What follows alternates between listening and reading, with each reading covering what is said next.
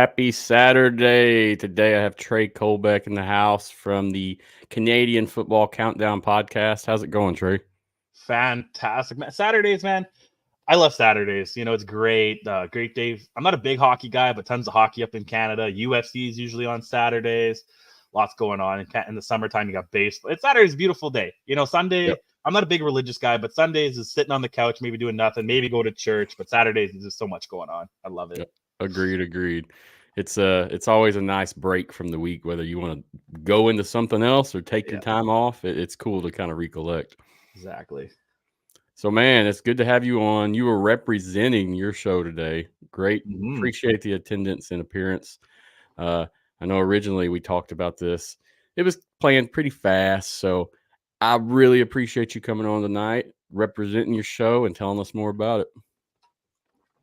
Yeah, man, no disrespect to the other guys, you got the best guy, so it's okay. No, they're all beauties. They're all beauties. They're all diamonds, but you got the crown jewel here, so it's great. Hey, I appreciate that, dude, and that's awesome. I love the confidence. Bring it on, please.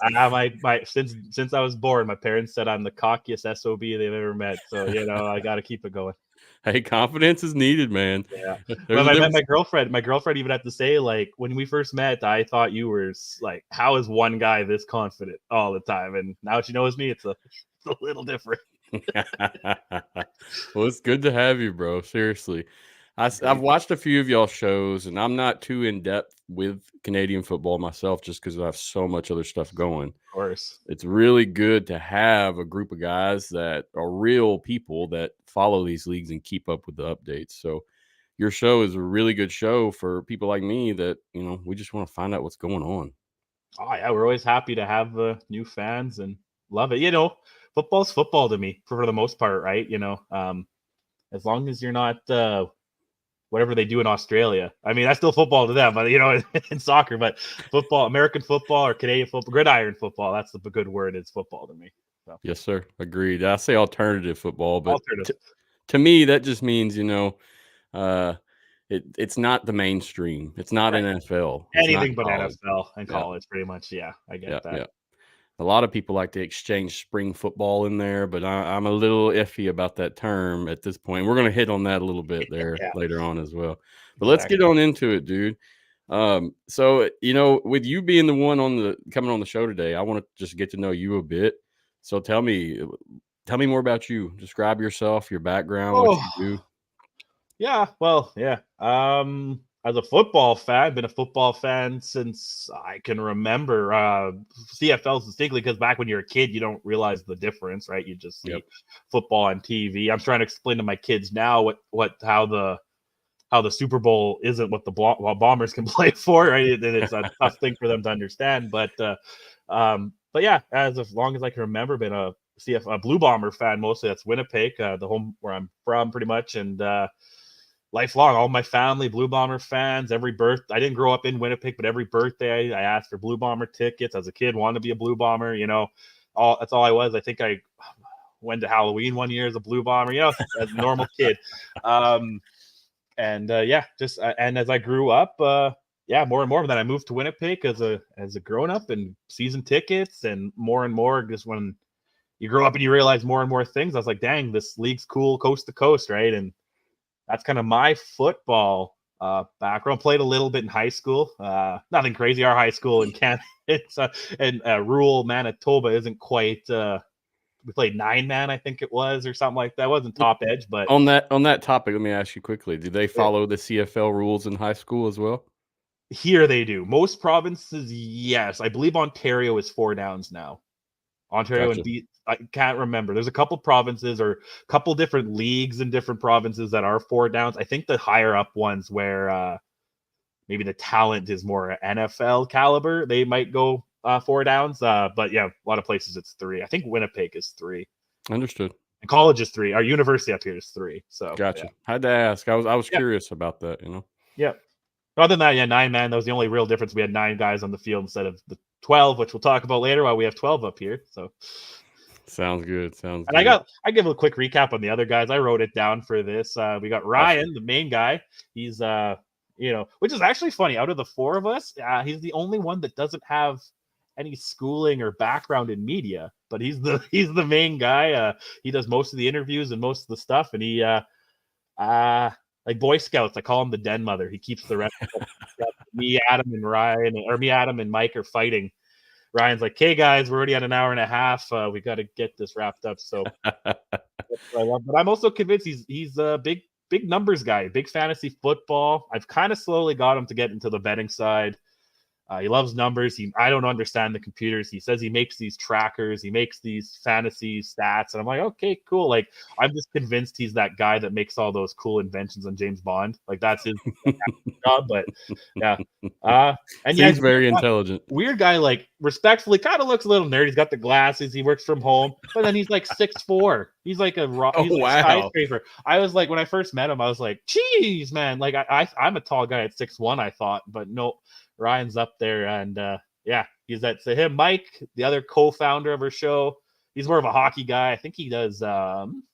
He like broadcasts our like Manitoba Junior League, which would be like 15 to 17-year-olds hockey kids that are hoping to make it one step closer to the NHL kind of stuff. So that's what he's big into. He's on a hockey show, the Ultimate Hockey Show. I don't know if it's weekly on Twitter or X, but it's something up there. But yeah, he's kind of stepped back from football right now because he's got so much hockey stuff going on. There's like 100 games between the boys and the girls league for hockey, and if not more. And then he's got tournaments, and he does play calling, and he's ahead of it's wild. I helped him out with camera a couple times, and I'm like, I don't know how he keeps his head on. But yeah, we got Adam, the farmer of the group, from Saskatchewan, the only guy from Manitoba. Big time farmer. He's even got a YouTube channel, which I believe is called Farmer in Saskatchewan. So check that out if you're into combines and stuff.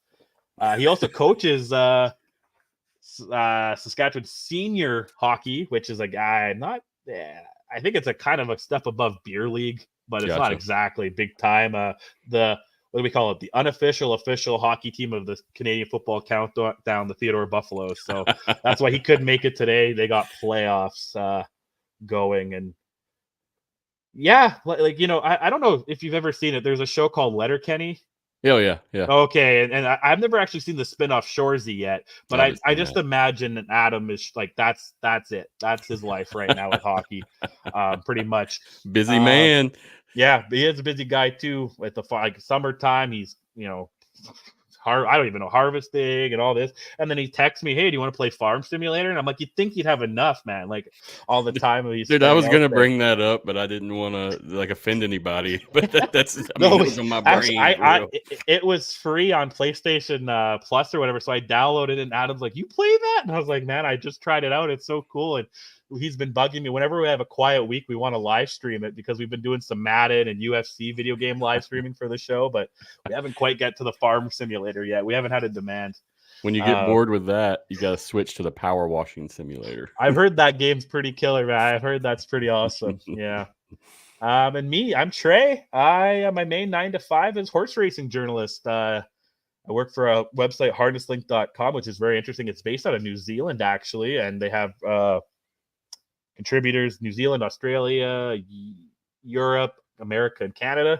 And I'm, I guess, one of the 2 Canadian contributors. I do a horse racing show on there. Harness News Update. Just hit 25,000 views on that. So that's, there it is. Yeah. That's we do harness racing. I don't mind thoroughbred. Thoroughbred's okay. But harness racing's where it's at for me, man. Dude, that looks intense. I'm not going to lie. Yeah, they don't go quite as fast, but I've known a few of those guys to break some ribs, break some legs. Actually, unfortunately, the guy closest, he had a bad spill a few years ago where he broke his leg right at the start, and it's still pretty dangerous. I know a guy too. He broke his leg, something dislocated his hip. Doctor told me he was done for at least a year. He comes back in 3 months. But that guy's a former bullfighter rodeo clown too, and this job, being the driver in this, is his like slow down. Like that's what he's kind of is. So crazy sport. I used to be a racetrack, and I guess I still am a track announcer too, here in my home province. member of the United States Harness Racing Writers Association, and yeah, that's my main job, man. That's awesome, dude. You'll never catch me doing that. Like I'm the press box kind of guy. I get it. I get it. I went horseback riding in my life. It's not, it's not. It is what it is. It's fun. It's all right. It's something you do once in a while. Take the kids, but the people who wake up 4 a.m. every morning go for a ride. I'm not. That's not me, man. Yeah, noticing. I mean, like this man, he doesn't look as small. You can't see me pointing, but the one on the closest to us, he doesn't look as small as a jockey. I mean, he's a short guy. Gotcha. That's my boy Don. He isn't tallest. He isn't the tallest guy out there. But for this kind, you almost want to be a little taller to get your feet up in the stirrups. You don't want to be heavy. They actually say though, being heavy does with how physics work. It only really matters if the track is muddy. That's what they say. With the wheels and everything, 250-pound guy is kind of the same as a 180-pound guy, unless it's muddy. Then you're like, that horse is hauling ass, getting your fat ass around that track, right? But other than that, yeah, Don's, I don't know, 5'6", 5'6". Yeah, it's not, 4'10", like those jockeys you see at the Kentucky Derby, man. But actually, all those guys are probably under 6 feet there by chance. The guy I was just talking about the leg, he's probably 6'1", my height. So, yeah. Awesome sport, man. That's intense. Seriously. Yeah, it's so much fun. Yeah. So do you enjoy that more than football? I don't know. I don't know. Put him on the line there. It's got its times. You know what I mean? Like I like this sport because I guess maybe I'm into it more. So I know the guys. I talk to the guys. I know them. I know a lot coast to coast. Where football, I'm more just a fan. Like that's my job. It's a little different. I kind of only got it was actually a fluke how I got back into it. So I mean I only got into it oh man, what was it gonna be? I was going through a divorce. That's what was going on, and I wanted to go back to school. And just right when I went back to school, I saw the local track here that I used to love going to as a kid, but hadn't went for years looking for a track announcer. I said, heck with it, why not? Did track announcing for a summer. Got an internship at this place where I was writing, and next, 4 or 5 years later, now here I am, and getting to be. I feel like I'm the guy. There's a lot of good people in the country, but Western Canada, you come to me. You come to me if you need anything. Understood. Y'all heard the man. Come to him. Western Canada. That's where he's at. So tell me a little bit more about the pod. So when did this start? And I guess who started it, when, and how did you come about joining? Well, yeah, the main guys, Ryan and Mike, Ryan Coop and Mike Garrell, they've been buddies for a while. Can't remember, maybe they went to school together or something. They started this back in 2014. Jeez, wow. I graduated the year before that, and they started this podcast. But it was called. I was still in college myself. Yeah, I would have been my first year. My first time I went to university was in 2014. This was my second. Yeah. And they started it, the 3 Down Football Show. Years later, or throughout time, they slowly changed it to the Canadian Football Countdown. Over 250 episodes. The most notable, though, they do the yearly 8-hour free agency show, which I'll talk about a little later, I'm sure. Every February, that's on Tuesday. Coming Tuesday this year. And then in 2022, Mike and Adam, there it is, decided to expand the group. And that's how myself and Adam got onto this. I got on because there's like a question that said like, oh, what unique would you bring in? So I said some garbage about because I work in horse racing, I'd be good at football betting, and so that's stuck. I'm the betting expert now. So every year I have to have the best betting record amongst the guys. And was that just the other day? Yeah, I was rough the other day. I was having a long day. Considering what you do, I'm sure you're wore out by the time you jump on this, unless y'all do it in the AM. No, we do. 9:30. We do it. We go live 9:30s usually, yep. Even live or pre-recorded. And that was Wednesday when we did it. I had my horse show in the morning, and I think I did my UFC podcast on Thursday morning. So I was pretty tired at that point, man. But yeah, that's Adam wearing his Rough Rider hat on the right, and Ryan on the other. That's James Bond's right-hand man, Q. Ryan right there. So and his llama pictures, love it. And Adam, I don't know what Adam bullshitted on his resume to get on the show, but he's been a great guy, man. The fact that we'll get into it more, but me, Ryan, and Mike, we're all from Winnipeg. We're all Blue Bomber fans. Adam, being from Saskatchewan, that's our arch rival, Saskatchewan. So the fact that we can get together every week and make jokes and talk football, it's great. Yeah, it is great. I've watched some of your shows. I don't watch them all just because there's so much shit to be done. Mm-hmm. But I will say that, I mean, you can see here I've watched 24 minutes of this one. I've watched more than I thought I would, and the conversation really gets me where I'm interested instead of just listening to a news, broadcast or whatever you want to call it. Oh yeah, see, like I think I'm hit and miss with podcasts. I think there's one podcast I listen to religiously, and that's the Tony Kornheiser show. I love Tony K from PTI, like one of the best sports guys in history. Other than that, you can't catch me watching anything. Like I just don't. Yeah. You don't really care. And it's bad because being a journalist and a writer, I'll write things. I don't read anything. I don't care. Someone's like, "Oh, this is a great story." I look at the picture. Okay, and I know what happened from the headline. And it's a bad thing, but yeah, maybe that's my cockiness. You read me. I don't read you. But I try to treat things on my end that. We're all gathering our knowledge for whatever base you want it to be. And I don't need anyone telling me what to think. I just need someone to tell me what's going on. And so that's where I kind of stand with whether it be world news or sports. That's whatever. the thing. I think that's been my one not problem, but one thing hard getting into these American alternative leagues, because I never know what's going on, right? It sounds like one folds, a new one pops up, another one folds, they stop paying players. Oh, The Rock bought this one, but The Rock doesn't. You know what I mean? You hear all this, and you're just and for me, I'm like, man, it's hard enough to keep up with 9 teams in the CFL, 32 in the NFL, and now you want me to care about 8 more in 2 or 3 different spring leagues. It's tough, right? So, it is tough. Yep. Yeah. As far as content, I mean, personally, I enjoy others' content, but I find if I don't do my own thing, you start trying to use ideas or respond to discussions or do I don't want anybody else's stuff to dictate my show. Yeah. So that's kind of why I veer off from everything. Yeah, dude. Super sweet show. I'm going to go to the comments. We got a few comments. Don't want to get them hanging. I'm usually bad. I can't take my ADHD. I usually see the comments, but I've been avoiding them today. I hate to interrupt a guest when we're having a good convo. Oh no, go with the comments. Conversation. If it wasn't for these fine listeners, we wouldn't even be here, right? Oh, true. These are part of the team as well. Some of the contributors on the team. So DeMarcus, he said the XFL actually helped me be a bigger CFL fan. Looking forward to this coming season. Agreed on that as well. I mean, I found a love I didn't know I had for alternative sports from these other leagues. Yeah. And he had a question. DeMarcus, I'm going to save your question for the end. Yeah. I got thoughts on that. Oh, Mike. Let me see. Mike, what were you talking about? He said that's the name. Been trying to remember the name of the show. I think we were discussing Farming Simulator or something. Oh, like okay. Yeah. All right. So next we have Mike again. He said Matt knows my resume, both lines. So we were discussing the resume part, or what experience you had, and he's agreeing. He's 2 lines. That's it.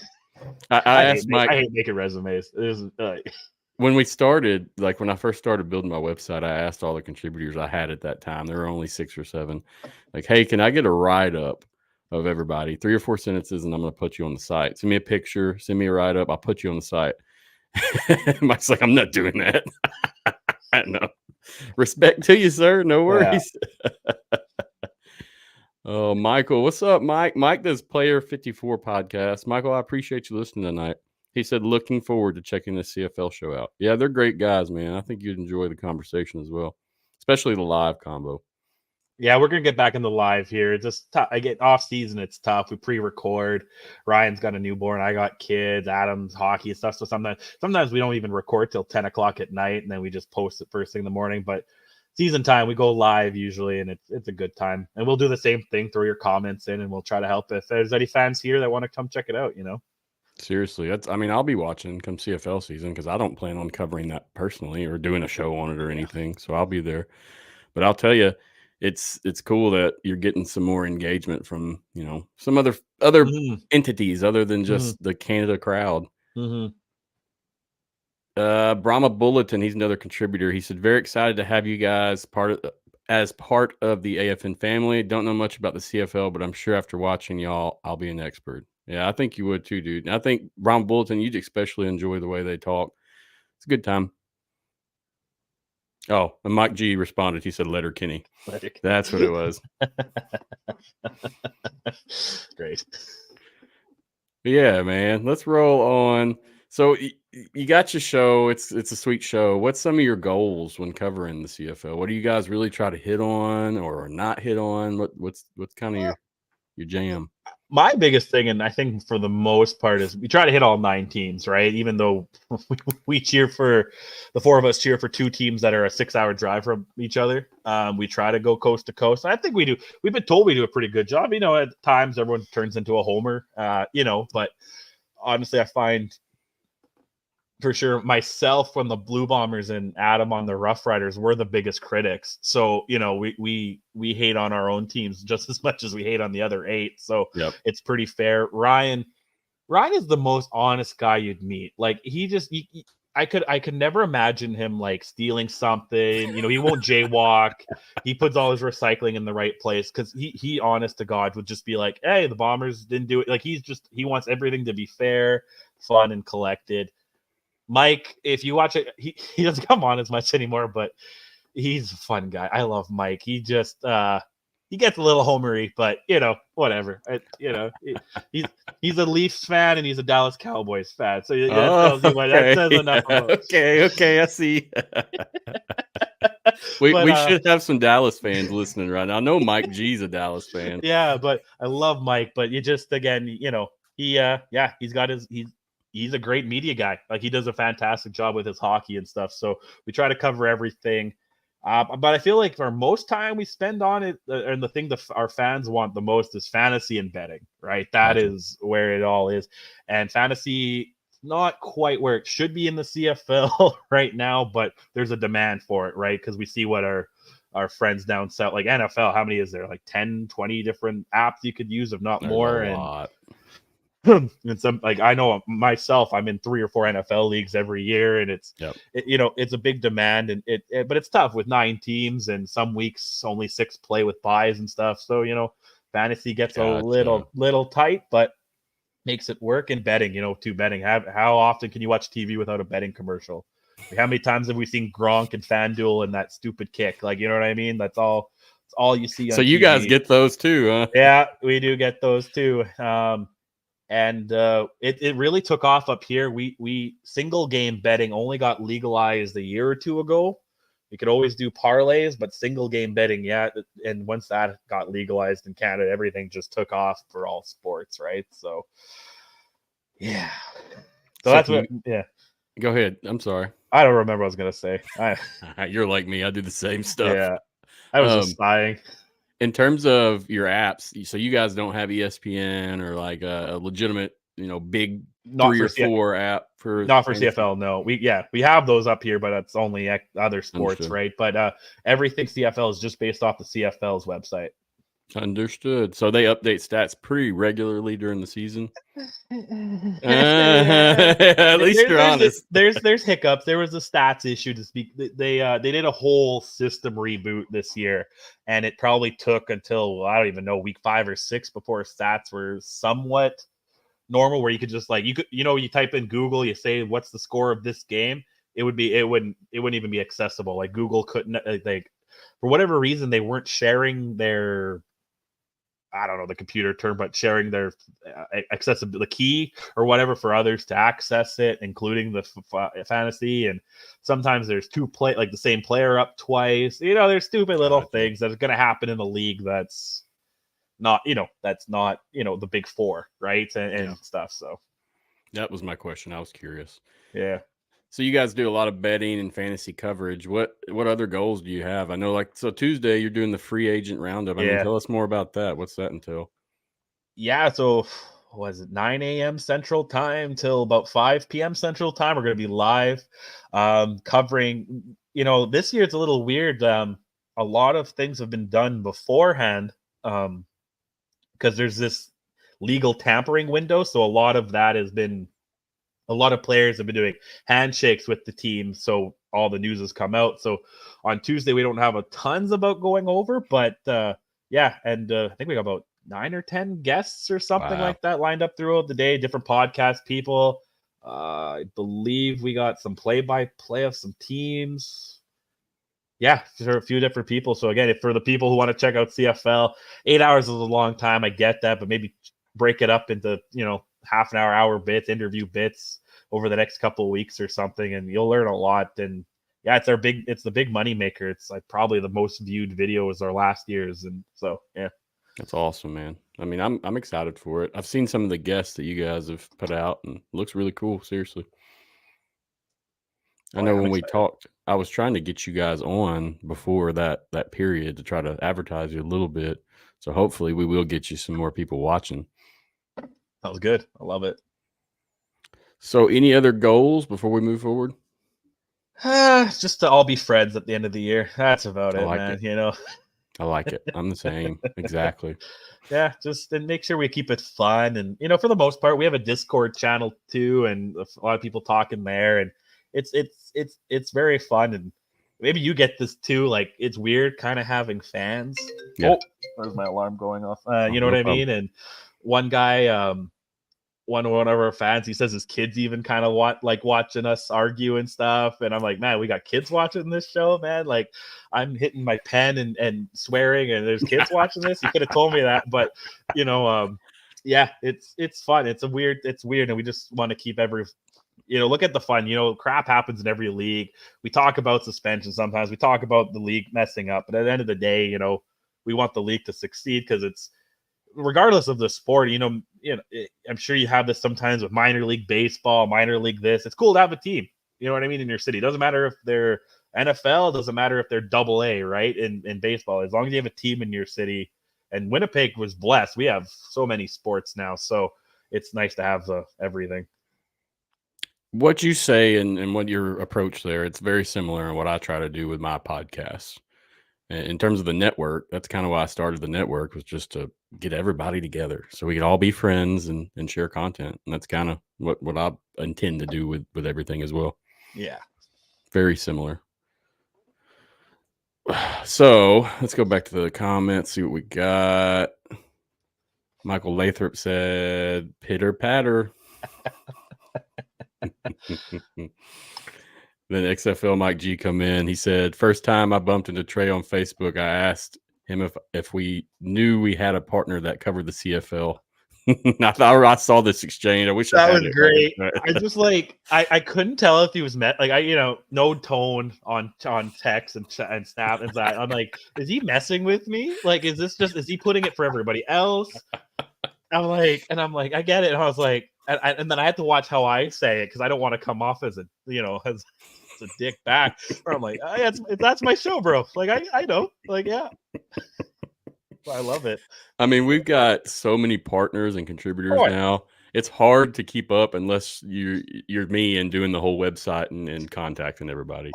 It's super difficult. I screenshotted the exchange and sent it to our private Discord to the guys, and I said, hey, at least they're advertising our show, man. Like, that doesn't matter.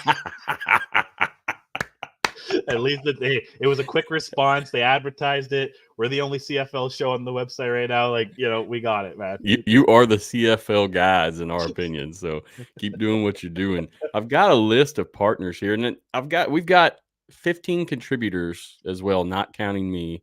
And I'm not going to put that list up because I want to do a real write-up of that. But I have a list of the partners, and you could see it's just a bunch of different entities here. That's cool. That's cool. Yeah. Dude, it's so cool. I enjoy it so much. And like, even this conversation here facilitates this conversation we probably would have never had if it wasn't for this. Exactly. So let's go into a little bit more different questions here. Tell me, what's your personal most enjoyable experience podcasting? It doesn't even have to be the CFL stuff. It can be anything. I think that's got some crazy moments, man, on the show. Like, the first time, I wish I had timestamps so people could go back and watch. We were gonna do a top whatever moment of the year show, and we just never got around to it for New Year's. But like one time I ordered pizza because I was high out of my mind, and I wanted pizza, thinking that the pizza would come after the show. But or you know, when you prepay for it, the guy will just leave it at your door. Yep. No, 20 minutes left in the show. I'm getting a bang Domino's. And I'm just like, so I have to go, and then I come back with this big, large pizza, and it was just me and Ryan. I think that show, and Ryan's like, "What are you doing, man?" And I was like, "Man, I'm hungry. Like, what do you want from me, man?" Like, you know, I wanted pizza. Some other things. It's been a first time I told Mike I don't think home field advantage matters. The face he got, I love that, and that's a hill I'm pretty close to dying on. That. It's not what it once was. You know, some places, sure, you go to Buffalo in January, it's gonna suck. Like, you know, it's gonna suck. But you know, what's the difference between Tampa and Miami? You know, or different cities. Like, there are certain advantages, I guess, sleeping in your bed. But most of these guys are pros, right? Like, they are most, especially in the CFL. Most of these guys come from America. They're a new country, so they're sleeping in a different bed anyway. You know, their families aren't up here anyway. You know, busy. What's home field? So when he made that face, that was great. Me and Mike have got great exchanges over the years. My 2 moments of glory last offseason, I picked my betting pick for Grey Cup winner. Bet cashed out. I picked Montreal in the offseason, so that was great. And we do our top 5 positions, and I picked Chad Kelly, who ended up being MOP. And that one got internet buzz. People thought I was a few screws loose, and it was just for clout and this and that. And then I kept the receipts, and when he won MOP, I tweeted all those people back and said, "What was that? What was that about?" So yeah, that's my favorite moments. You got to call them out if they're going to attack. And I'll be honest. So 2 years ago, it was only because he had he came in back up in the Grey Cup against Winnipeg, and I guess it kind of ties into that one question before too. And he had maybe 2 drives, and those 2 drives were just enough for me to be like, no, he won the Grey Cup. And to me, if you win the championship, you have the right to be the number 1, right? You know, kind of the thing. Like, if he did enough, even though the other quarterback, Bethel Thompson, who spent some time, was in the USFL. Yep. Yeah. And then he's back now this year in the CFL, but got hurt. Chad Kelly came in, and Chad Kelly had played a pretty good season in 2023. So, you know, that's my shining moment. Yeah, you made Montreal to win their Grey Cup. I just put I had $5 extra on my account. I just said screw it, threw it on there, and then it was something I forgot about too until about September, October, and then I'm checking, you know, active bets, and I'm like, who made this bet on Montreal? Because they were barely in the playoffs at the time, and then I think they won like 10 straight or something like that, 9 straight, 10 the year in playoffs, so it worked out okay. And so watching the Grey Cup this year, you have the betting side and the fan side, so when I'm seeing touchdowns Montreal, I'm just like, yeah, man, let's go. How much cash did you win, if you don't mind me asking? It was like a $3 bet, so it was like $40. And then that week, that's good return, buddy. Yeah, and then that week I put about another $10 on them all week, so that kind of thing. So I can't, you know, I was very into Montreal this year. If I was sitting objectively, it was definitely Montreal, which hurt some people in my family, but that's okay.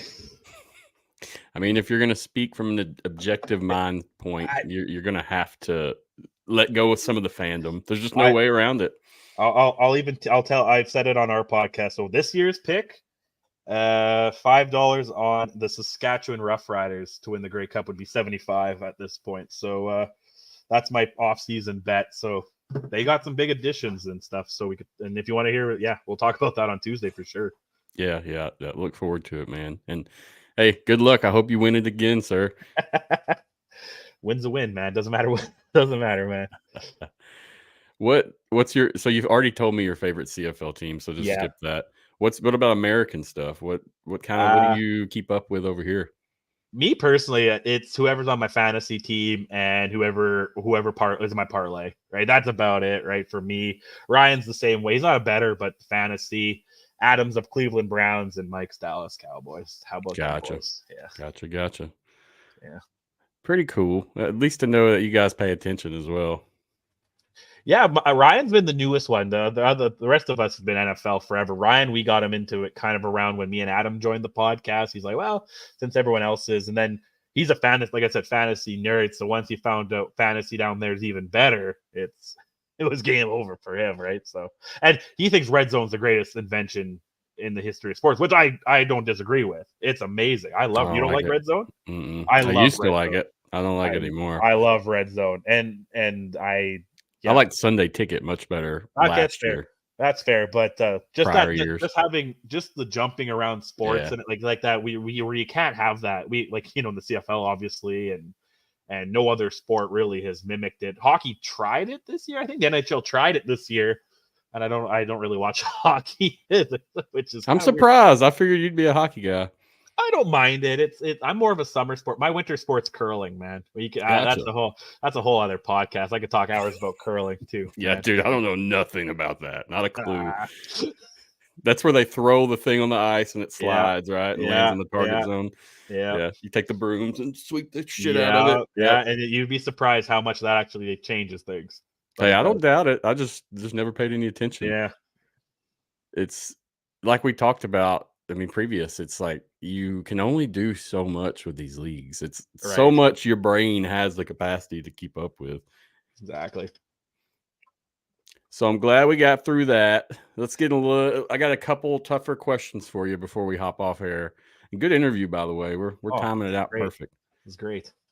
So, do you consider the CFL spring football? No. And this is no disrespect to these other leagues, you guys. Like it the two things I got is just the stability of it, right? That's my big thing. Where if you count it as spring, I guess technically the CFL is a spring league if you're talking about time of year, just because we start in June, which is technically a spring month, but when we play summer, fall. So, it's that aspect, I guess. But when you say spring, there's that connotation to it, right? Where it's a little, it's not the NFL. The CFL by no means is the NFL, but if I'm going to tier them, I definitely put NFL 1, CFL on 2, and then these other ones on 3. And that's not to be an insult. It's just the stability of it. 110-year Grey Cup or 112-year Grey Cup, CFL since the 60s. Some of the Toronto Argonauts are the oldest team in North America, like in any sport, kind of thing. We got history like that. The Saskatchewan Winnipeg's rivalry is unmatched to anything in Canada. Probably the best I could say is Leafs Canadians kind of stuff. And we're very Red Sox Yankees with it. There's just so much history that I want the UFL to succeed. And in 50 years, when we're telling our grandkids about it, I hope it's still there. And at that point, it's what the CFL is kind of now and stuff. I hope that. But right now, I have to put the CFL on a little bit different plane just because, we've had guys like, my name skipped me right now. Warren Moon, we've had historic guys, Flutie, there's a go. Flutie was the one I was really thinking of, historic guys, records, our leading passer, I'm pretty sure has more than Tom Brady. I thought at one point, maybe Tom Brady passed him near the end of his career, but kind of thing. So different things like that, which makes me just think the history of it keeps it above. I agree with that. I can respect history and age, and I understand from it's different perspectives, right? When majority of Americans probably never even heard of the CFL. If you did, you're thinking it's like the KHL or the Swedish Hockey League or some league on the other side of the world. Why do we care about it, right? Or the Japanese Baseball League, stuff like that, where it's probably good sport, but I don't care about it. And but from our perspective, where like I said, I used to, when I was 18, walk to the stadium. I'd go to McDonald's, fill up a cup of Coke, pour half of it out, pour rum, walk to the stadium. And, every Friday night and just, it's just the history. And you can't, a city like Winnipeg. So if you don't know Winnipeg, our hockey team, the Jets, left in the 90s, 95. And they just returned in 2010, 2011, whenever we bought the Thrashers. And from those, even though the Bombers sucked during that time, it kept the city together, right? Like we had real nothing else going on other than football. So it's just the way how these teams are in the communities they're in. Like Hamilton's not the biggest city in the world. Saskatchewan's like Regina is a city of 300,000, if that. Wow. Winnipeg's we're under 1 million. Hamilton, I don't think's that big. It's just so we're like the Packers. Like every city's kind of like the Packers, where it's community owned. A lot. 3 of the teams are community owned. Gotcha. Even the ones that aren't, they feel like it. That makes more sense to me when you say that. Once you, Yeah. I could relate it immediately. And that's my one thing with the UFL and X. Like a lot of them, they play in these bubbles still, don't they? Some of them do, or am I And wrong on that? so in the UFL, is that what you mean? Or didn't one of the when there was 2 leagues, didn't one of them play in some kind of hub? Yeah. So they were both in hubs. Yeah. The XFL was more of a hybrid hub system. Okay. So they would come together and do a lot together, but they still separated out to Right. play and do their actual events. Whereas the USFL was a full hub system where 2 teams were housed in each city. Right, and then it's kind of hard, even though there's a city name attached to it. It's kind of hard for fans to be like, "Oh, this is my team," though, right? Like it's Exactly. you can't you got to probably drive a few hours or even fly to go watch a game or what yeah. Yeah. I'm close to New Orleans. Like I could see the stadium. Like I just moved. I just passed the stadium today. You know what I mean? I could see it 99% of my drives around the city. You just see the awesome, stadium, right? dude. So, and it's there. And when I go to Regina, you just see it, right? Like it's amazing. That's my issue with that hybrid system. I mean, sorry, that hub system. Yeah.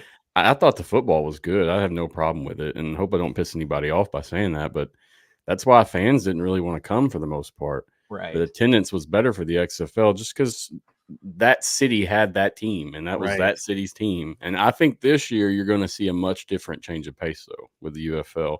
Yeah, it's looking good, and we'll truly see, I guess, how much the fans love it with those attendance numbers. Yeah, for sure. And it sounds like the TV deals have been okay, haven't they? Or there's some Yeah. TV support, and They've got a good schedule coming. A lot That's of good. mainstream games, a lot of stuff that you can pick up, with your antenna and such too. It's not all going to be app based. Where like XFL last year, you could get some games on TV, but if you really wanted to watch the games, you had to have the ESPN Plus app, and you had to use ESPN Plus to stream it.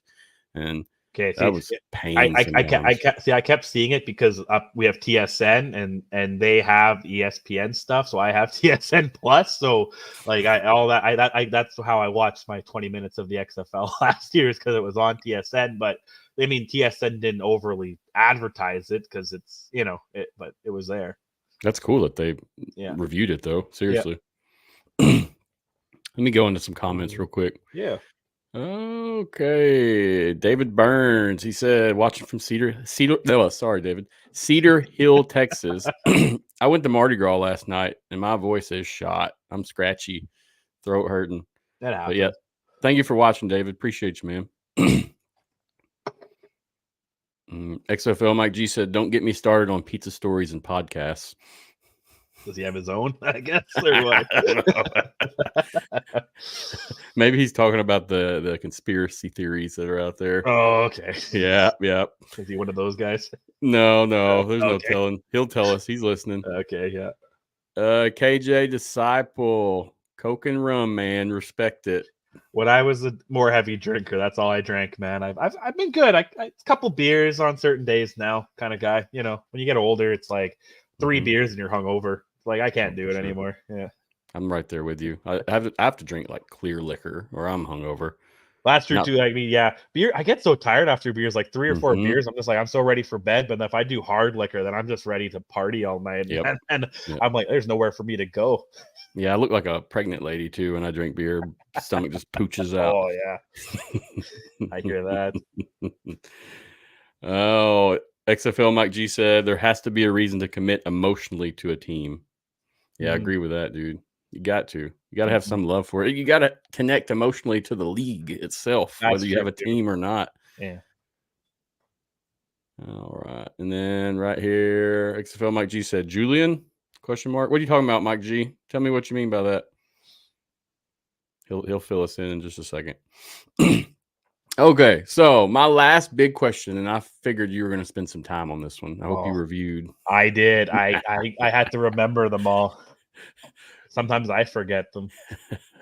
Yeah, after looking up, I didn't realize there were so many. I thought I knew until I started really researching it, and my God, there's quite a few differences. And unless that a situation happens, you may not even know that is the effect that rule has, if that makes sense.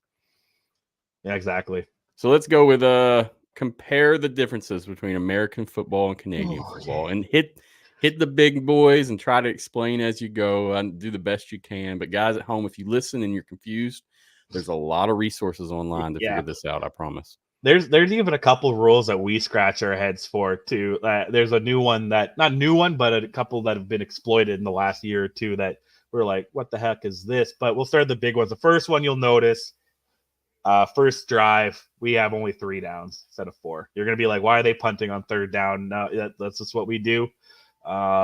Which I actually love it to the degree because I think that it's a somewhat of an equalizer with maybe the slightly lesser talent. It's an equalizer in the long run. I don't mind it. Our scores are very similar to the 4-down football. It doesn't really change anything. So 3 downs is the way to go. Julian from Trailer Park Boys. Yeah, okay, yeah. There we go. I was like, I should know that.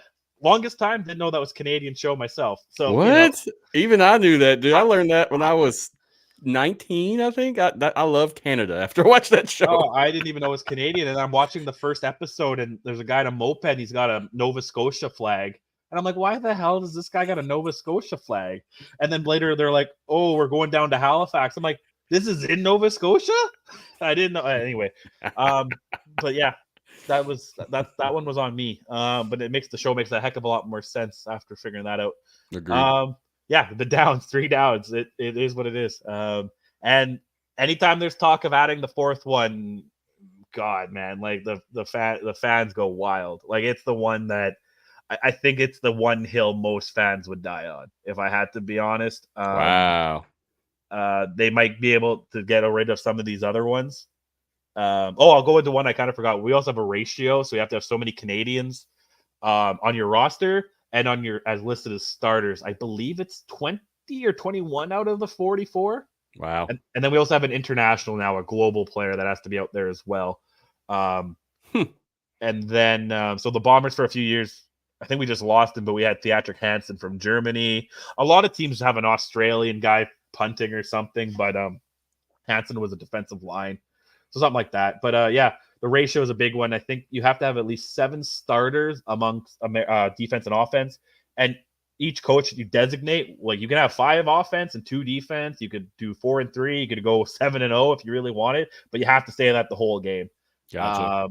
There's some new rules they've added that certain American players who have been on a team for so long can count in certain situations, but that's a CBA thing that went over all of our heads, even when they talked about it this time last year. So, sounds confusing. But for the most part, if you're born in Canada, there's some iffy things too. So actually interesting, we talked about The Rock when he played in the CFL momentarily way back in the day. He actually, today's standards, he would have been considered a Canadian. So he would have likely never been cut because he only was cut because of his passport, because that Canadian value. So it's very interesting now. So now if your parent is Canadian, you know anything to do with Canada, you can be deemed a Canadian and get that status. So gotcha.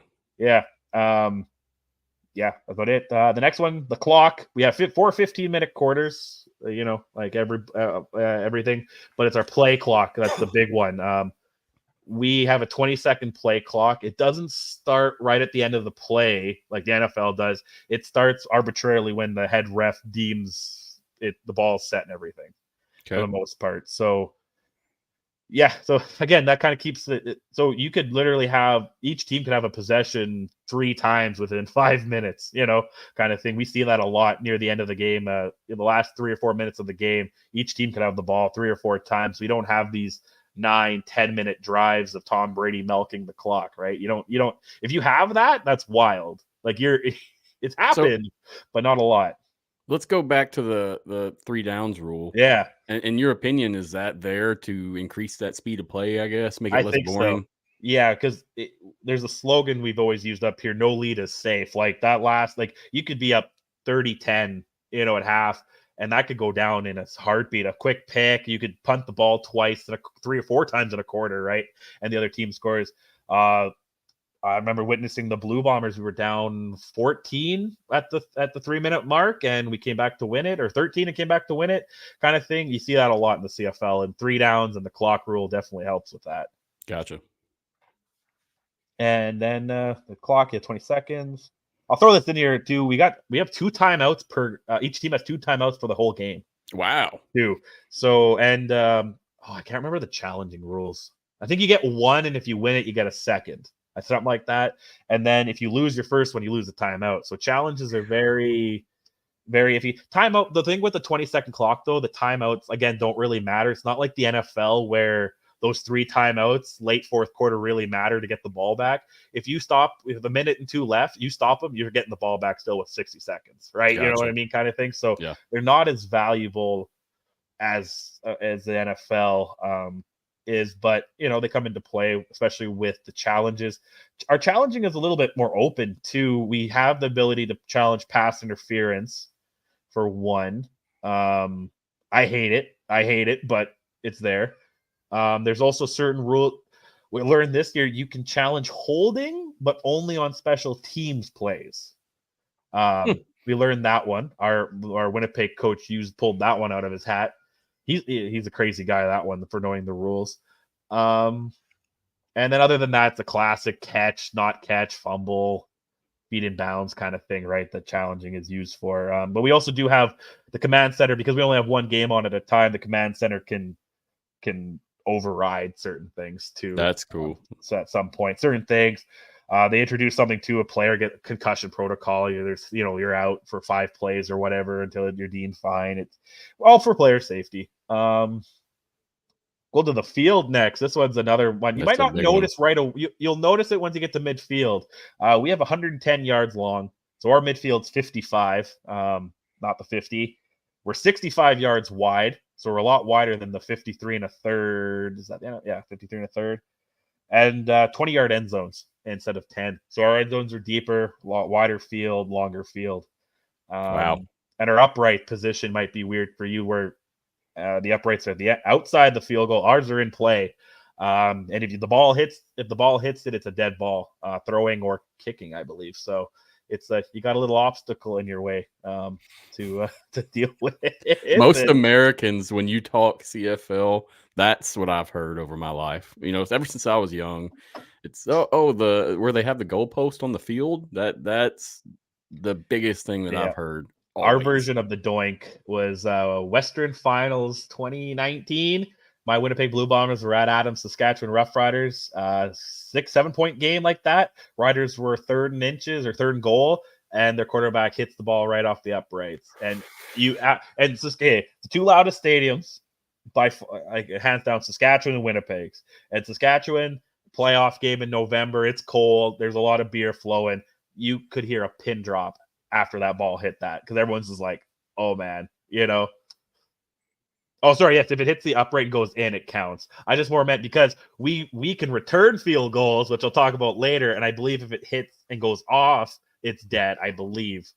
But we'll get to that when we get there too.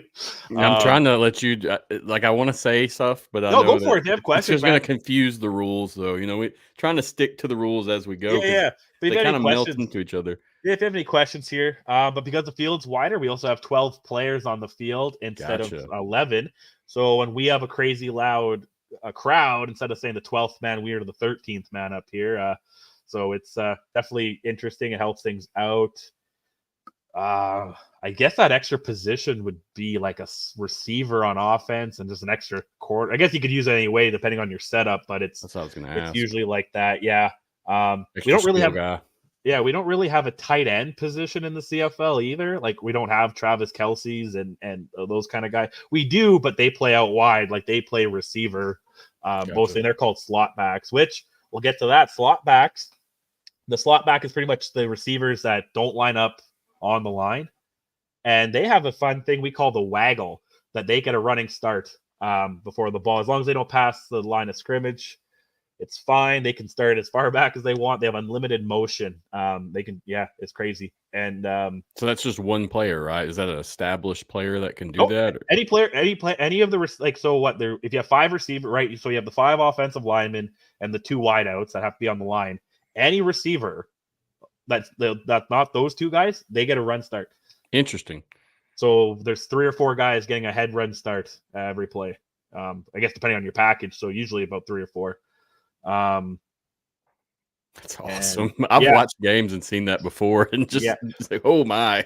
So that's when if you watch the Miami Dolphins, a lot of people said they use a lot of motion and they got compared a lot to the CFL because that's as close as you can get to CFL, their motion with guys like Tyreek Hill and Waddle. Those guys would be wild up here. Oh man, it wouldn't even be fair. No. So you got guys, and then that which opens more space on the bigger field too, right? When you got quarterbacks, they're like, hey, this guy's going to charge full speed at me instead of I can't play the line. You can't bump him at the line, right? Well, you can, but he might go right by you, right? So you got to play 5-10 yards back, and those guys are going to. It makes things very interesting. A quick note: I coached high school. I coached some high school and then middle school and other stuff along the way, but. I had a team that they had a lot of speed and that spread motion concepts. I mean, you can wreak havoc on a defense. Yeah. Fastest guy moves, something's happening. Oh, is it? Yeah. So anyway. Yeah. So that's why there's different players, like guys that we got guys up here who are speedy who, it's amazing that their speed doesn't get them into the NFL, but they just don't have size. Maybe they don't have the hands, problem in college, whatever, right? And but then they get the wider field, the waggle, game over. And actually the wider field we have tons of kick returns too, right? Like for touchdowns and stuff like that, punt returns, field goal returns for touchdowns all the time. Like that's probably one of the most exciting plays to have. And field goals is the best because you get these old big offensive linemen. And then you get some guy, the fastest guy on the other team, running the other way. You got these, a bunch of 250, 300-pound offensive linemen trying to chase down the speed guy. You get a lot. Those 50, 60-yard field goals are very dicey chance in the CFL. So while we're on that subject, I mean, you can score from missing that, correct? The Rouge. Yeah, we'll get to the Rouge. So we'll start with kicking. Yeah, the Rouge is at any time the ball is kicked either through the end zone without going through the uprights, obviously, or it's kicked into the end zone and the return team doesn't bring it out. It's 1 point for the kicking team. Gotcha. And that is kickoffs, field goals, and punts. Everything. And actually, even sometimes you'll see something wacky at the end of the game where it's a 1 point game.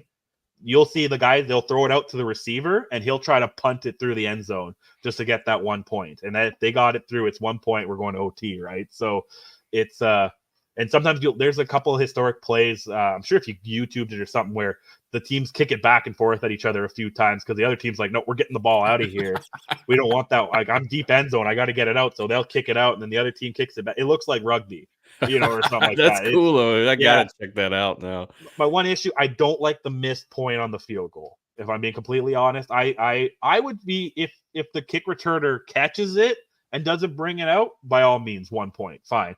But you just kick it as hard as you can, and it's a 1 point. Like, again, a tied game, you don't even have to make the field goal to win. Yeah, you just got to kick it through the end zone. Yeah, so, but it makes the scores more interesting, too. We get wacky numbers that you don't. As it Snoop Dogg once historically put on his Twitter, the score was 4-1 or something. He's watching a game up here, and he's like, how the hell is Toronto and Hamilton 4-1? Well, one team had a field goal in the Rouge, and the other one had a Rouge. So, it happens.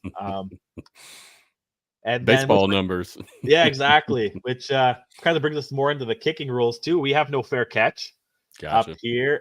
What's called no yards. We actually have to. So the guy catching it, the defensive team, the kicking team, has to give a 5-yard bubble. Otherwise, it's called the no yards, and it's a 15-yard penalty. So it used to be one of those like incidentals, or if the ball was on the ground, it was 5 yards, and if it was intentional, it's 15. But they got it just a straight 15 now.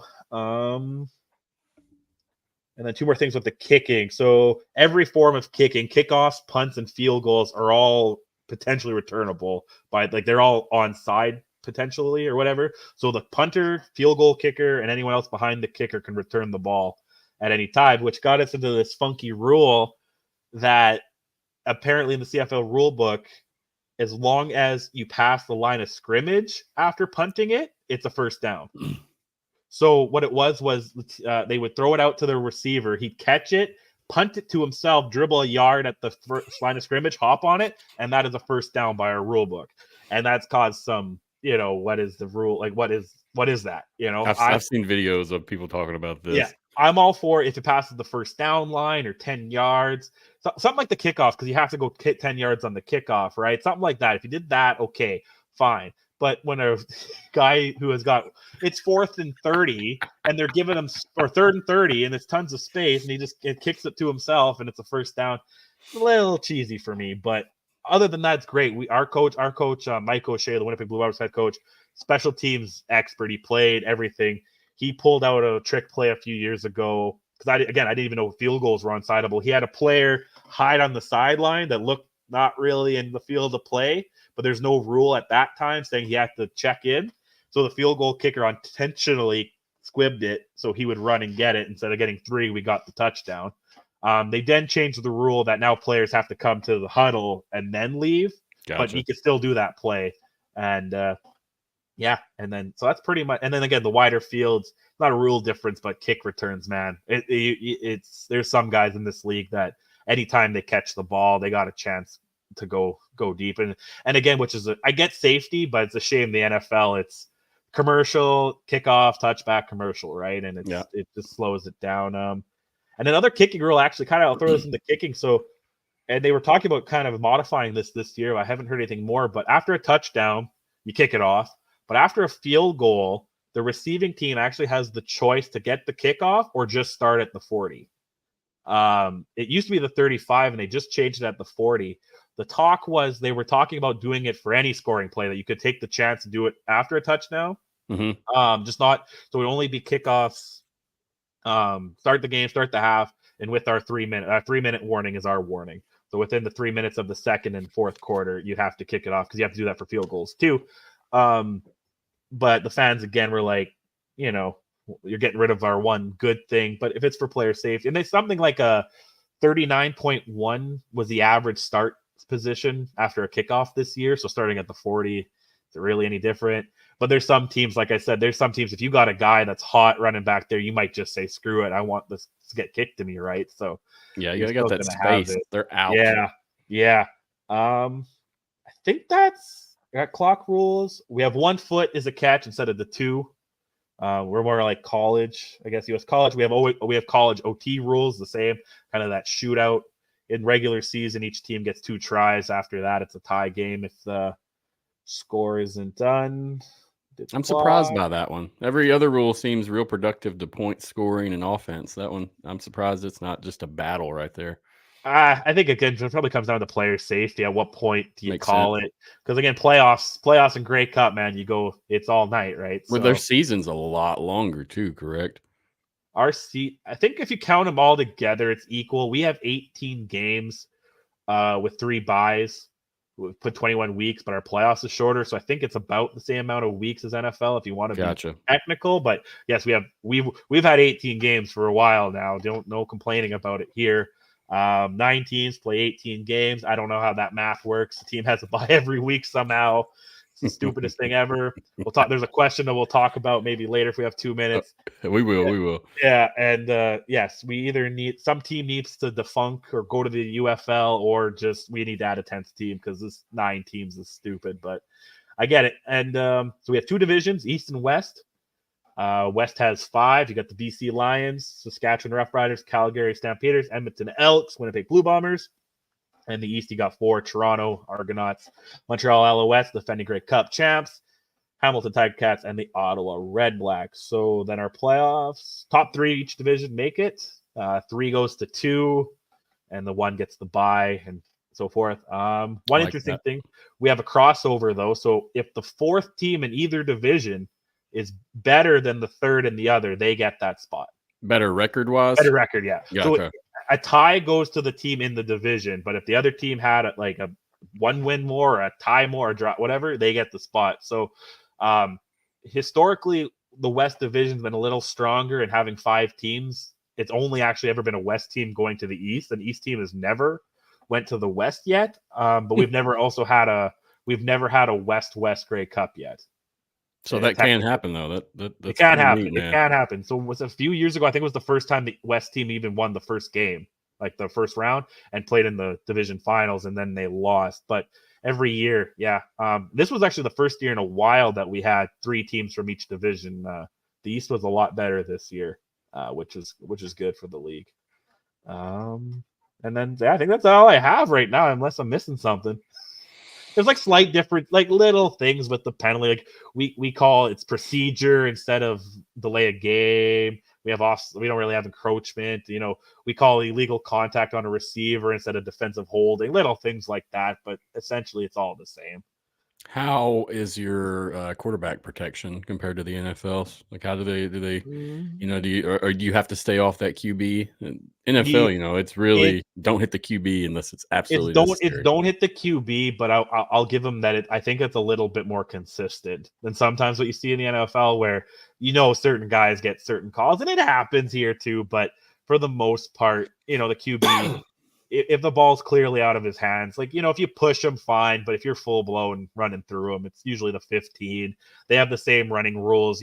They slide feet first, don't hit him, kind of thing. So, but there's guys, the Blue Bombers just re-signed one guy who spent some time in the NFL, Chris Streveler, who he doesn't slide feet first. He's put his head down. So, there's definitely guys like that too. So. It's all fun and games till you get a concussion. Yeah, that's true too. I love a running quarterback, but it just doesn't seem to be productive long term, especially career wise. Oh yeah. So I guess we can get to the questions, man. That's a lot of rule differences for me being an American, I'm going to tell you. And I've looked into it before we met up because I wasn't familiar with them all. I'm not going to lie. And I did my job good. My girlfriend never watched football, and then now she's a diehard Blue Bomber. I call her diehard, but then anytime I watch NFL on Sunday, she's like, "Wait, why wasn't that a rouge? Why didn't they get the point? Or why are they waving when they catch it?" And I'm like, I did a good job that you don't even know the NFL rules. I did fine. So, but yeah. Yeah. I was like, girl, you're making me so happy like right now. If I showed my girlfriend CFL, she wouldn't even know what the hell it was or where it came from. But seriously. But yeah, she's a I guess I'll say Redskins fan. Okay. So tells you about her taste there. Just kidding. Oh, but anyway, man, let's hop to some questions if you're ready. We've been on for an hour. Trying to keep these interviews short and sweet, but man, it's been engagement the whole time, and those rules were good. To me, it's better to go over 20 minutes than being under 20 minutes. Man, if we ended at 15 minutes, why even post this, man? Or why even be here? So Yep. I'm always up for the real discussion, actually asking the real questions, and like I said, not just presenting something for someone to think. The discussion really goes a long way. Exactly. DeMarcus said, "What happened to Winnipeg in that championship game? I had them winning the Grey Cup halfway through the season." So did 90% of not 90%. 90% of Winnipeg did, maybe 100% of Winnipeg. A lot of people had them in Toronto and in the finals, and Toronto just didn't have a good game in the East Final. And Winnipeg, man, you could chalk a lot of it up to the field and the rules we talked about, but God Almighty, does Winnipeg have a Swiss cheese defense? They just for years the to play at night they call it bend don't break. They give up a lot of yards, a lot of field position, but they get tight down the defense. And because they got rules again, teams actually go for it a lot on third. Oh, I forgot one rule. One rule that makes a heck of a difference. On the line of scrimmage, you got to give the defense has to give a yard. So our third, when we have so you guys got the Americans got the tush push and the all that. We go 3rd inches hard every play because when you get that yard, right, it should be a given. Anything less than 30 yards. So offenses will get greedy down in the red zone and stuff, especially when they're like, if it's 3rd inches on the goal line, the defense has to start behind the goal line. And sometimes you get an offside or something silly, and you get an extra play, and it's wild. So that's that. But because of that, we got a Swiss cheese defense, the Bombers, and it's just, they make some good plays, but the defense, the offense wholeheartedly, and I'm trying to be a homer here, but they got a good offense. They had an abundance of Canadians at skilled positions, which with that ratio, having a running back that's a Canadian is crazy. Like there are some, but to have the one that's running for the most yards in Brady Oliveira, local Winnipegger, crazy. Nick Dembski's our receiver, one of our slot receivers, local Winnipegger, played in South Dakota or North Dakota, one of those schools, something like that.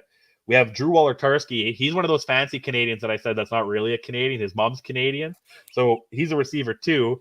And then you add an offensive lineman is usually one of those positions where you really try to find Canadians. That's 5 or 6 Canadians right there. So our defense should be full of Americans that are like, but it just hasn't always been there. And because of that, back-to-back Grey Cup losses. But we were for a 9-team league, we went 29 years without winning a Grey Cup from 1990 to 2019. And then to say we won back-to-back seasons in 2019 and then 2021 after a canceled season, and to be in 4 straight, I'll take it. Good answer. Good answer. Anything else on this before I roll to the next one? Well, yeah, just a fun joke because someone asked about American teams. An American team had won more recently the Grey Cup than the Blue Bombers did before 2019. So, yeah, we'll talk about that maybe. Is that the next? Let's just roll into that. Yeah, keep rolling. Keep rolling. Let's go into that. This is the one. Yeah, remember the San Antonio Texans CFL team played here back in 1995. There was actually multiple American teams. Let me just pull them up because I always forget. He said, "Wonder if there are any potential to expanding in the U.S. again," and that's from the Brahma Bulletin.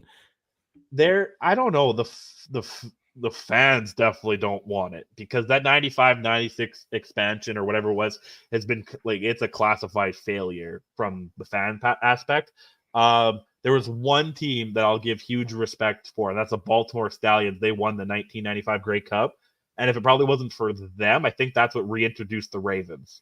Gotcha. To the city. So they came in after the Colts went to Indiana, and then because of that, their Grey Cup run really solidified that. But yeah, you had San Antonio, Shreveport, Birmingham, Memphis, Sacramento, and Las Vegas. And so again, all these Southern teams, it just doesn't make sense to me. We've talked about it on our show. If you're gonna do it, maybe some of the northern states, some of those like North Dakota, South Dakota, Montana, Utah, something that doesn't have an NFL team. We don't think we want to compete with that, but something that has this maybe in order because I know college is big down there. Something where they could share the college because of the schedule season being a little different. Maybe it would work, something like that. But honestly, I think keeping it within Canadian. I personally think keeping it within Canadian borders probably the best. And then you get into sticky things with the ratio rule. I don't think the ratio is legal in America to have a mandatory amount of Canadians. So then you open up stuff for that. Yeah. Sounds like a mess. Even like player wise for taxes, it seems like that would be a mess alone. It already is a mess because most of the players being an American, and I think they get paid US dollars. Like that's what it is for the salary cap. So it's Gotcha. Let's roll on. Michael said Eastern expansion ? How hasn't the games in Halifax led to a potential ownership group? From what I heard, there's no one that's willing to just take it. The last thing the commissioner said. Oh, sorry if you can hear my kid. He's past bedtime. You're good, bro. It's the commissioner of the CFL, Randy Ambrosi, said Halifax has got a limited, limited clock here, and otherwise we're going to start looking elsewhere. Quebec City's been another one. Quebec's one of those provinces that they have a big love for our university football, so they could probably have another one. I know there's some people who push around Southern Ontario where 80-90% of Canada's population lives in Southern Ontario. Some people said another one Saskatchewan. I don't buy that. Some people have talked another one BC. We're having a game in Kamloops, BC this year. That's like Touchdown Pacific or something. It's the first year in a while we haven't had Touchdown Atlantic. They always try to stage a game in Atlantic Canada. But I think they're playing a game of we're not going to do it this year unless one of your ownership groups step forward and really make a bid because we need a 10th team. Like I said, just get balancing schedule, just legitimacy, betting, having 5 games a week instead of 4 and 3 some games. It would just be so much better. But I would love Halifax. The one thing too that's kind of different between the two leagues, the Grey Cup is like a fan driven party where the Super Bowl is like what, $10,000 a ticket. You're not like average people don't go to the Super Bowl. And if you do, it's your once in a lifetime thing, right? Yeah, you're spending a lot of cash. Right. Grey Cup, $300-$400 if you're behind the bench. Probably get some upper deck for a couple hundred. Oh, that's sweet. Some tickets are probably close to the same as a hotel, and it's not crazy. You're not breaking the bank. People, when I last went to one, there was a lady in her 80s at the time, and she'd been to 40 or 50. Like it's a thing that people have went to since they go to as many as they can. I could say I went to five or six, I guess, in my life. Which, again, how many 29-year-olds are going to say they went to 5 or 6 Super Bowls, right? Not many. None. Yeah. Unless you're playing in them, and I don't think you are. So, that's one thing too. And just to have 10 teams. So, but the Schooners, this unofficial Atlantic Schooners, puts probably the best party on. Every team kind of puts a party on, and there's this Atlantic Schooners, and it's just the best. You get to do the Newfoundland kiss the fish. They got like lobster on a bun. They got the fiddling. It's great, man. It's the best party to go to. Sounds intense, dude. Yeah.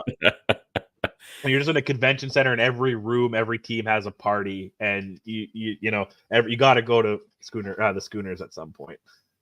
Before I move on to another question, we were talking back when I met with you and Ryan previous, and you were talking about how cold it was. Can you share that? Let me see here. So it actually, there's some games that get a little cold. I mean, compared to my cold, your cold is way different, sir. I got to try to get the conversion out here because I'm not too good with the Fahrenheit to Celsius conversion. But no, you're good. Take your time. No worries. Yeah. So let's see here. This last year's playoff game here in Winnipeg, which would have been second week of November, probably would have been around -10 to -15 Celsius, so about 14 Fahrenheit to the You're like, that's not too bad. I wore shorts. Oh no, sir. No, I wore shorts to the game, and I was sober. And then 2022's Grey Cup in Regina, that might have been closer to the -20 Celsius, which is -4 Fahrenheit, according to this. And that I definitely wore shorts, but I definitely wasn't sober. So I made it. But yeah, and then the 1 year too, because we had a delayed start after the pandemic. The Grey Cup was in December, and it was in Hamilton, Southern Ontario. Again, probably around the 14, 15, maybe 20 Fahrenheit. But in the week before, the West Final in Winnipeg, -20, 25 with wind chill Celsius, tons of snow. We don't throw the snowballs like the Buffalo fans do, but the players definitely throw the snow into the crowd sometime. And there's the shirtless guys in the end zone just soaking it in. So it's definitely different with the cold. I'm all for moving the season up. There's no reason why we should start in June weather-wise instead of April, May. Our soccer leagues up here start in April, May. Baseball starts in April, May.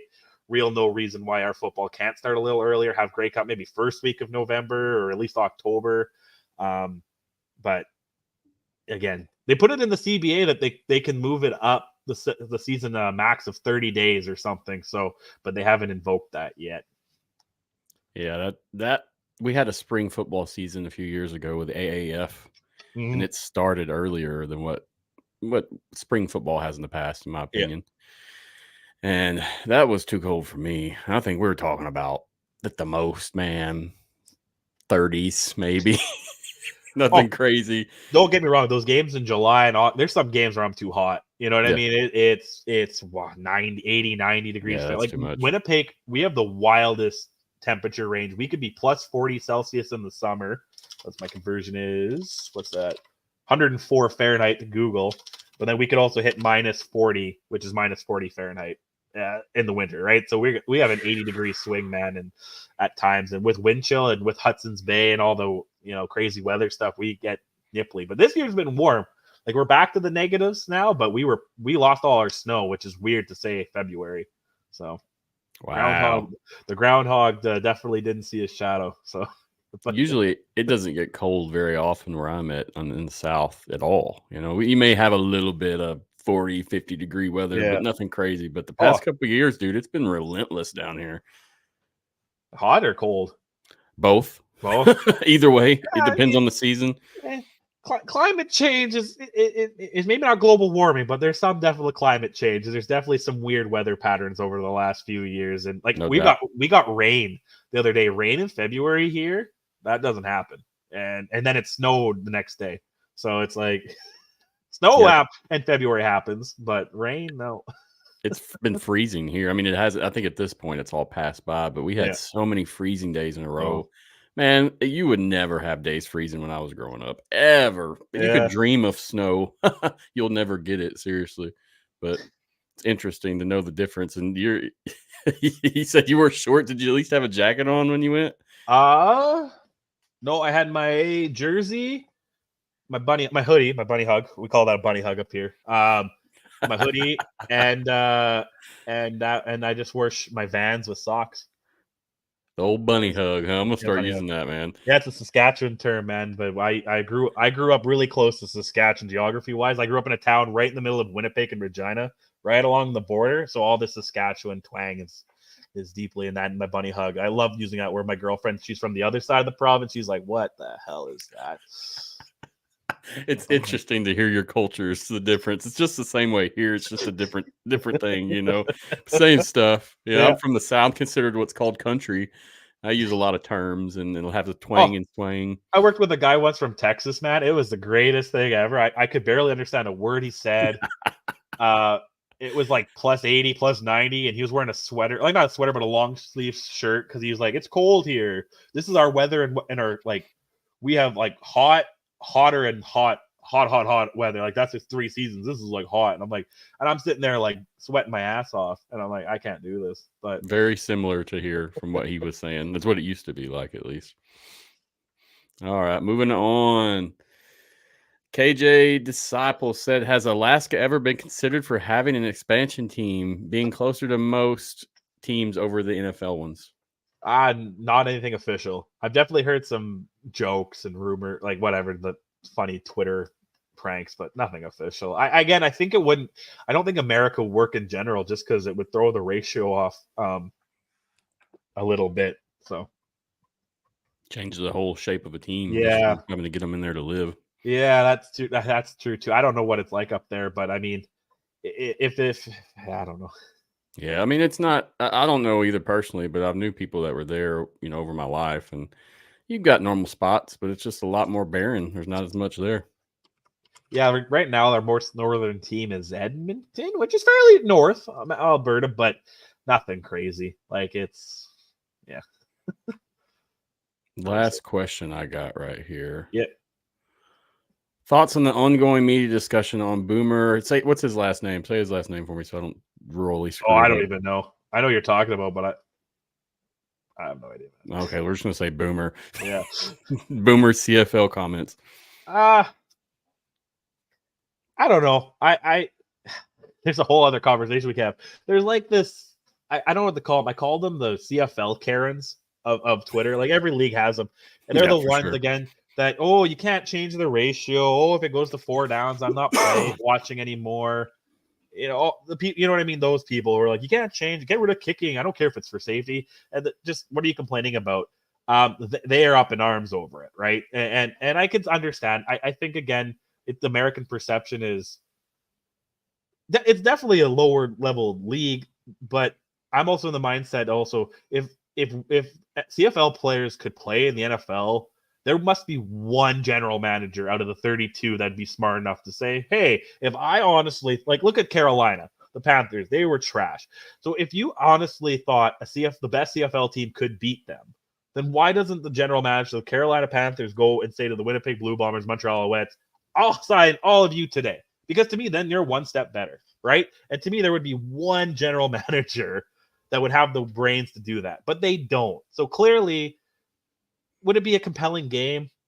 I think the rules would screw everything up, but sure, if Carolina played the Grey Cup champions, whatever, sure, it might be a fun game. I still think Carolina would beat the living snot out of the Alouettes, right? It just is what it is. You got guys who played football. It's just different. But his comments, they're kind of spot on. Strevler wasn't the guy. Strevler, he's got a garbage arm. Like we were just talking about him. He's the running quarterback. He's for all intents and purposes, he was our Lamar. Question on the arm, but he could run for 1,000 yards. So you know what I mean, kind of thing. Gotcha. And Lamar's definitely kind of gotten a better arm. Strevler, he had his chance. He played, what was it, first Arizona, then the Jets, something like that, and then would move on. But yeah, the guy, when he said, this isn't Canada, when he threw an interception. No, you're right, it isn't Canada. So that's a throw that Strevler got away with a lot up in Winnipeg, and he's not going to get away with it. And that's why you don't see many players moving down right now. Like the big one right now we talk about is Nathan Rourke, Canadian-born quarterback, played BC a couple of years. He was on Jacksonville, then went to New England, and I don't even know how that is. The last player to really get it going was Alex Singleton. He plays for Denver, I believe. And he was Philly, but he was in Calgary and everything, and he's actually like breaking tackle records. But other than that, like, you know, you're not going to see guys down there, and for a reason. So I'm not too shocked on the comment, right? I was trying to pull it up, what he said, but these damn sites with all their ads, I just have to click off of it. It was something like after an interception, he just said something like, "Oh, this isn't the CFL. You can't do that throw." You know, something like that. And Gotcha. and he's right. And then I think in another interview, he doubled down on it. I mean, like, and I agree. There's a clear difference between the two leagues. There's a reason why the highest paid player in the NFL is what, 50 million in Mahomes or something like that, or even someone else. And the highest paid player in Canada is probably Caleros at 650,000, something like that. And or maybe, yeah, him and Kelly are up there like that. So it's yeah, it is what it is, you know? Yeah. I mean, it's okay to be proud of it, but you can recognize the differences and see it's clear as day if you're a sports fan. If you're a homer, yeah, it's a little different. But it works both ways. We've had guys like Ocho Cinco and Manziel come up here, and they couldn't stick. They couldn't get it. They weren't even good. They couldn't play in the CFL, right? Manziel, he first went to Montreal, and Montreal, man, that's not a good place for a guy like Manziel to go who likes to party in Montreal. They got different strip club rules in Montreal than everywhere else, man. Like, so they don't have a it's different down there. So that was a bad place for him to go. And Ocho Cinco said too, he thought it was going to be a breeze. Comes in and realizes, no, most of these guys could play in the NFL. There's just something preventing them. And it's that something preventing them, either like a troubled past. They're old now. And like, there's guys who benefit from the bigger field, the waggle, no fair catch, things like that the NFL doesn't know how to evaluate, probably, right? Like, does a guy who could do kick returns really benefit an NFL team? No. Does a guy who gets wide open because he gets a 10-yard head start run benefit? No, right? So it's a very tough. That's why fills a job, but it fills a job. It doesn't. Yeah, there's not much place on the field. I feel defense is the one that, because defense is the most same to me, but even then you got a little bit of differences. Yeah, it's okay to recognize the differences, and it's just like any of the other smaller leagues. And I'm just using this as an example. You'll see some of these guys just ball out and go to do something else. Nothing, not nothing personal. It's just the way it is. Yeah. Cool. Glad we got that one. I think that was the last question I had. No, yep, that was the last one. Yep. It's been fun, man. I've really enjoyed speaking with you today. Seriously. Oh yeah, same, I appreciate you. Love it. I hope sometime I can visit Canada and check out a game. I'm going to shoot my best, but man, that's a long ways from me down here, dude. Oh no, I get it. But yeah, anything else, man, you want to share or talk about before we roll off there? And just check out our show on Tuesday, CF Countdown's free agency. Ryan's put a lot of work into booking guests and his fantasy trackers and all, fantasy and free agent trackers. It's like, again, just check out the other guys. Mike doesn't post heck of a lot. It's all hockey stuff. You want to learn about Manitoba junior hockey. Same with Adam and his senior hockey. Adam's farming stuff is the way to go, though. And you want to check out horse racing and stuff like that, check me out. UFC too. I was actually not doing too bad today. There's UFC on today, and I was doing okay. I had a big bounce back. I've been doing really garbage this year, but I used to be a big UFC guy, but I haven't paid attention in a few years. No, I'll admit I got on the Connor train. I was big. Gotcha. I'd only watch Connor, and then when he, laughed and did I've only watched one boxing match, and it's him and Mayweather. Like, that's the only thing I don't even remember it. I was blackout drunk at some bar with my friends trying to fight people who bet on Mayweather, and like it was wild. And then with him being gone, but then I was like, I started getting slowly back into it. Got some new favorites, and then I was like, you know what? There's not tons of Canadian coverage of it, and that's why I thought, screw it, I'll start a podcast. And again, it's weird. Like, again, I'm sure you get it. You start something and you think if one person listens, it's good. And I think I've had 4 or 5 episodes, 200 and some views over that time. I'm like, okay, someone's listening, and yeah, it starts. That's why you keep going, right? Oh yeah. Same with my horse racing one, man. If I was happy if one person watched it, my boss signs my checks, he likes it, okay. And we're almost a year later, and we're still going strong. So the horse racing, that's unique for sure. But it's, if people are interested in everything, and if you can reach them productively, you're going to have a following. I like the fact, like with my show as well as y'all's, you can really interact with your fans. You can talk, just like a lot of these questions today. It brings out topics of subjects that we wouldn't talk about normally. And then, like Mike G said, the thing with Boomer Esiason. Okay. I don't know why I want to say that like I'm Japanese or something, but that's good to know as well. So yeah, it's Boomer Esiason. Thank you, Mike. Appreciate that. Mike said, "Nice chatting with you, Trey." Oh yeah, thanks, man. Now you know it's my show. It's my show, man. Yeah, now he knows you. The fans at home should know who you are as well at this point. Good stuff. It's been a pleasure, dude. I appreciate it again. I'll make sure to put all y'all's links in the notes. And then, guys at home, if you want to check out and follow them, look at their pages, look at their Podbean. I see that's when you really get a lot of action there on Podbean. Check that out, guys. But either way, good creators, great content. Look forward to you guys providing the CFL coverage this season. It should be a good time.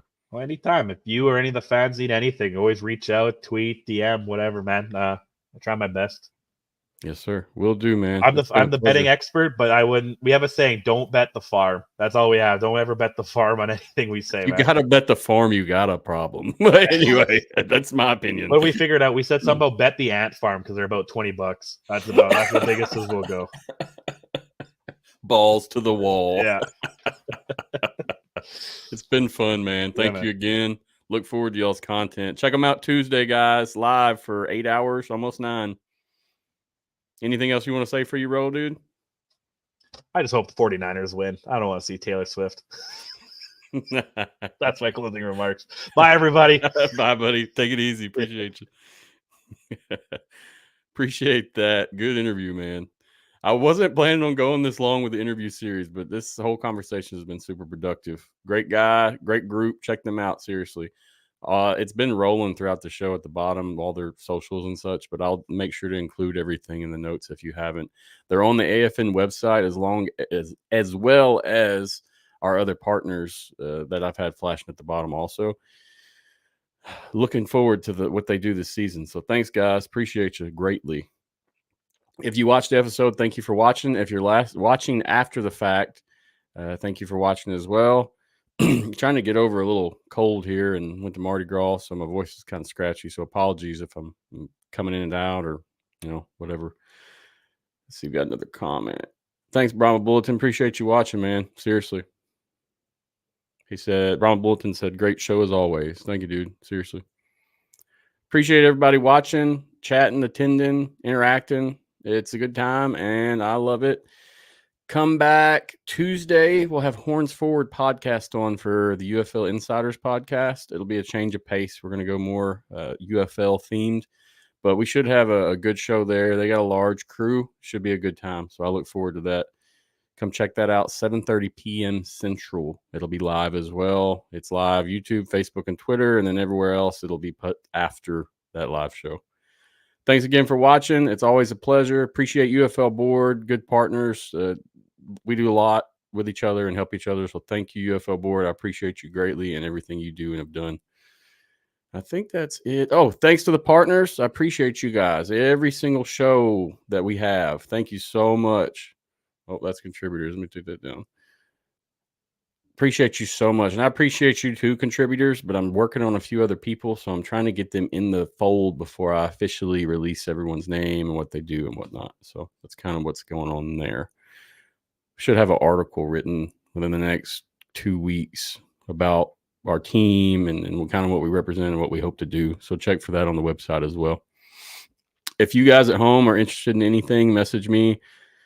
Any platform is fine, but it may take me a couple days to answer. There's a lot of stuff going on, a lot of stuff to do. So just keep that in mind. I appreciate your support. Appreciate you repping whatever league you like, whatever it is, whether it's CFL, XFL, UFL, whatever. Thank you. Keep up being good people, doing good things, and let's get this football world started. It's been fun, guys. Trying to think. Follow on YouTube, please. Trying to get those numbers up a little bit. It's been a little lacking, and that's okay. We're spread out everywhere, so it's a little different for us. But the YouTube seems like a good one, and there's a lot of people that really interact with stuff on there as well. So please follow, like, and share. Thank you again for listening. It's been a pleasure. I am Matthew Tyler, and that is it for me. Thanks again. Go hard, go home, go home, go hard, go hard, go home, go hard, go hard, go home, go hard, go hard, go home, touchdown like an end zone. When the circle turn to my home, can't get me out of my zone. Go hard, go hard, go home, go hard.